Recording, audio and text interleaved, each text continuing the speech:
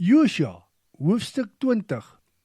En die Here het vir Josua gesê, jy moet vir die Israeliete sê, julle moet nou stede uitwys as vrystede, soos ek deur Moses met julle gespreek het. 'n Persoon wat iemand anders onopsetlik, per ongeluk doodslaan, moet daarheen kan vlug. Dit sal dan dien as 'n toevlugstad teen iemand wat wil wraak neem. Wanneer 'n persoon na een van die stede vlug, moet hy, sodra hy by die stad aankom, daar by die stadspoort aan die leiers van die stad vertel wat gebeur het. Dan moet hulle hom in die stad inbring en aan hom veilige huisvesting verskaf. En wanneer die bloedwreker hom agterna sit, mag die leiers nie die persoon wat per ongeluk 'n doodslag begaan het aan hom uitlewer nie. Hy het mos nie die ander persoon met opset doodgemaak nie, en hulle was ook nie van tevore vyande nie. Daardie persoon moet in die stad bly totdat sy saak voor die vergadering gekom het en hy onskuldig bevind word.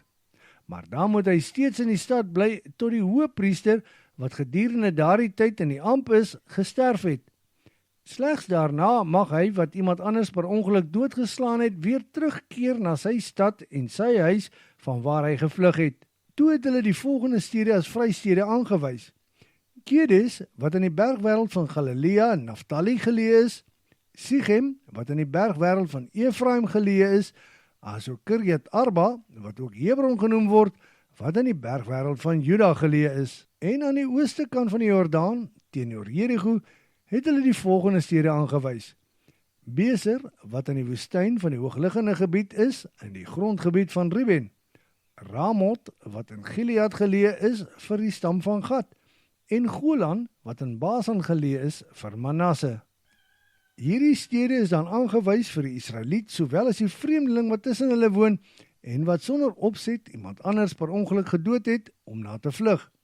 Dit is om te verhoed dat hy nie doodgemaak word deur die bloedwreker, voordat hy die kans gehad het om sy saak voor die vergadering te stel nie.